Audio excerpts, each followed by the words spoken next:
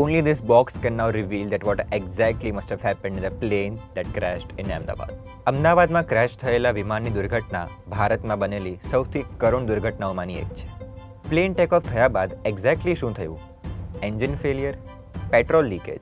હવે આ તો વિમાનનું બ્લેક બોક્સ જ આપણને જણાવી શકે છે. But what exactly is this black box?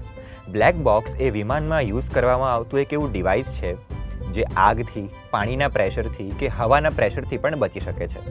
વિમાન ક્રેશ થયા બાદ પણ બ્લેક બોક્સનું મટીરિયલ તેને સાચવી રાખે છે. આ બ્લેક બોક્સ એકસાથે 25 કલાક જેટલી ફ્લાઇટ ડિટેલ્સ રેકોર્ડ કરી શકે છે. પાયલટ્સ વચ્ચે થતું કમ્યુનિકેશન, પ્લેનના હરેક વાયરનો singular current, weather information, landing અને take off time, every minute details are recorded in this black box. પોતાના નામથી વિરુદ્ધ દેખાતું આ કેસરી કલરનું black box is one of the most integral and important part of a flight.